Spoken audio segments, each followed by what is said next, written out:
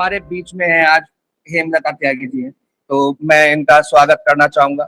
ये सर की स्टूडेंट रही हैं और बैच की एचजेएस है और आप लोगों के लिए प्रेरणा स्रोत है।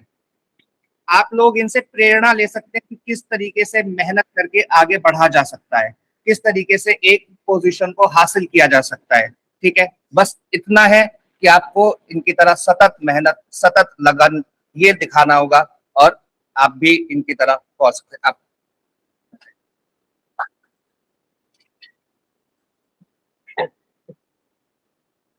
रिस्पेक्टेड कविनायक सर, अम्मा जी और यहाँ उपस्थित सभी विद्यार्थीगण, मैं आज जहाँ भी हूँ वो सब पवित्र नारायण सर की वजह से हूँ। मैं छोटे से गांव से, छोटे से किसान की बेटी हूँ। आप लोग तो फिर भी बहुत पढ़े लिखे हैं। मुझे तो ये मानो कि मैं यहाँ बिल्कुल अनपढ़ आई थी, मुझे कुछ नहीं पता था। मुझे ये भी नहीं पता था कि बेरक्त क्या होता है, किसे कहते हैं। मैंने सर से पूछा था कि सर बेरक्त क्या होता है। सर ने कहा तुम आ जाओ, बेरक्त भी पता चल जाएगा और तुम्हारा सिलेक्शन भी होगा। सर ने पहले ही दिन मुझसे बात करके कहा था कि तुम्हारा सिलेक्शन हो जाएगा और उसी उम्मीद पे मैंने 10 साल मेहनत की। ऐसा नहीं है, 10 साल लगे। घर परिवार से, गांव से एक किसान की लड़की बाहर रह के पढ़े 10 साल तक, वो भी अपने आप में बहुत बड़ी बात है। कोई अपनी लड़की को नहीं छोड़ता बाहर इतने दिन तक, लेकिन मेरे परिवार ने साथ दिया और सर ने पूरा साथ दिया। मैंने कहीं कोचिंग नहीं किया सिवाय सर के। इस कोचिंग के अलावा मैं कहीं नहीं पढ़ी हूँ और सर ने कभी भी हमें पैसे के लिए भी नहीं कहा। कोचिंग हमेशा कराया उन्होंने। मैंने कहा भी सर हमारा ऐसा पैसे का इतना नहीं है, किसान है मेरे फादर, इतना नहीं दे सकते। इन्होंने कहा तुम कुछ भी मत दो, बस तुम पढ़ो और सिलेक्शन ले लो।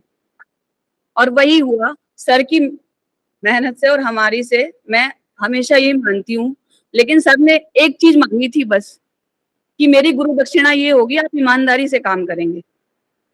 और वो गुरु दक्षिणा मैं पूरी तरह से निभाती हूँ ईमानदारी से। और सर की ही वजह है कि बेस इतना मजबूत हमारा किया हुआ है सर ने, कि पूरे पुलिस थाने डरते हैं मेरे कोर्ट में आने से। अच्छे से पढ़ के जाना, अच्छे से पढ़ के जाना, मैडम क्लास लगा देगी वहां। तो ये सब सर ने ही तो सिखाया है, ऐसे हमने रट्टा मार के नहीं किया। एक एक बेस, एक एक चीज को जान के किया है। तो आप तो मुझसे बहुत आगे हैं, तो सर को मैं बार बार धन्यवाद कहती हूँ। शब्द नहीं है मेरे पास, दिल से हमेशा रिस्पेक्ट रहती है।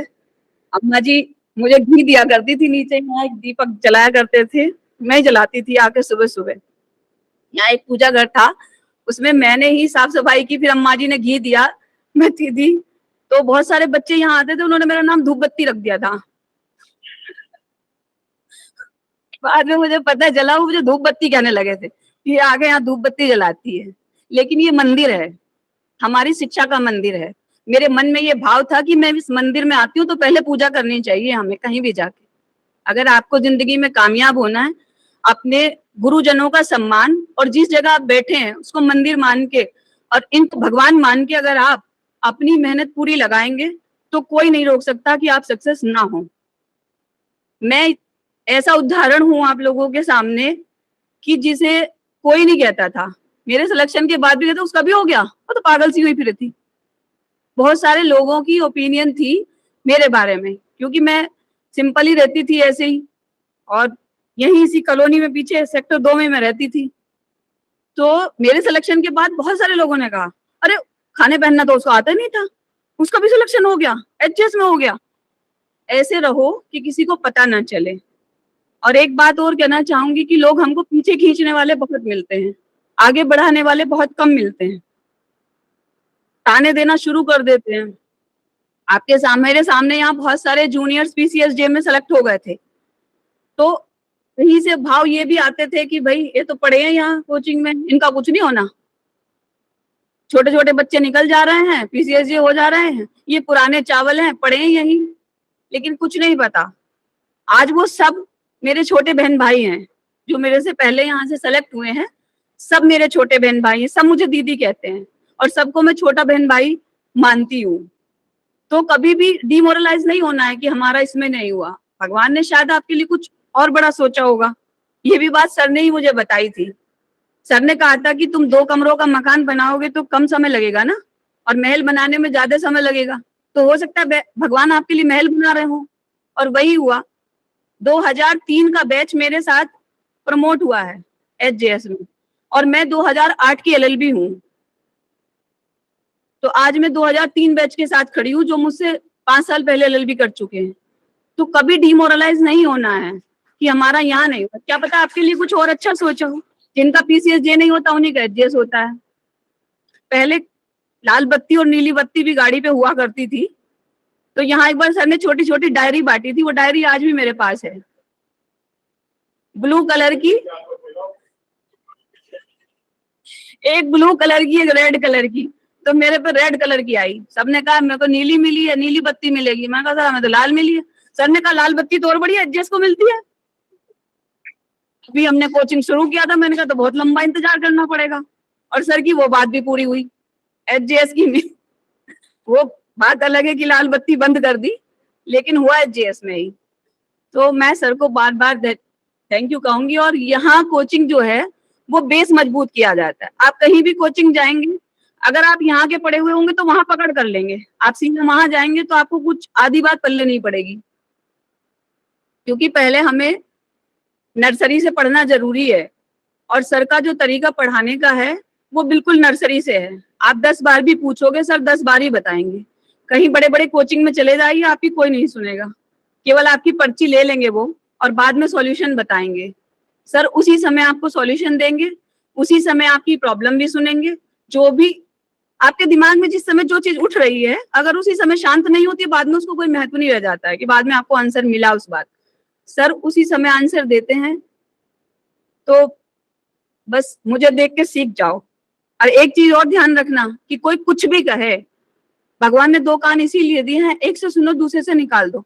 जो तुम्हारे काम का हो उसे अंदर रख लो, और जो डिमोरलाइज करने वाली बातें हों उनको कभी दिमाग में मत रखना। एक छोटी सी कहानी सुनाती हूँ। एक मेंढक पहाड़ पे चढ़ रहा था, तो सब उसे कह रहे थे कि कोई आज तक मेंढक पहाड़ पे नहीं चढ़ पाया, तुम नहीं चढ़ पाओगे, नीचे आ जाओ। जितने मेंढक नीचे खड़े थे सब उसको नीचे बुला रहे थे। वो पीछे देखता जाए और ऊपर चढ़ता जाए, पीछे देखता जाए ऊपर चढ़ता जाए। सारे मेंढक उसको हाथ कर करके नीचे बुला रहे, आ जाओ। वो मेंढक लास्ट में ऊपर चढ़ गया। पता है क्यों चढ़ गया? क्योंकि वो बहरा था, सुनता ही नहीं था उसको। जब लोग उसे नीचे बुला रहे तो वो लग रहा था कि कह रहे हैं चढ़ जा चढ़ जा चढ़ जा, उल्टा लिया उसने। तो इसलिए अगर आपको कोई कुछ भी कहे, कुछ भी, कितने दिन हो गए हैं, इतने दिन हो गए हैं, घर परिवार भी, रिश्तेदार भी, सब ताने देते हैं।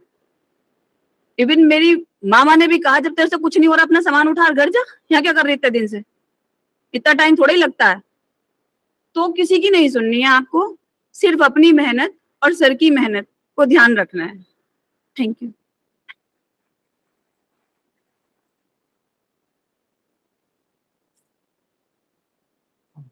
मैं तो हेमलता जी की बात सुनकर बहुत ज्यादा मोटिवेट हो गया हूँ, और मैं कल से बहुत ज्यादा मेहनत करने वाला हूँ, और ज्यादा आप लोगों के साथ।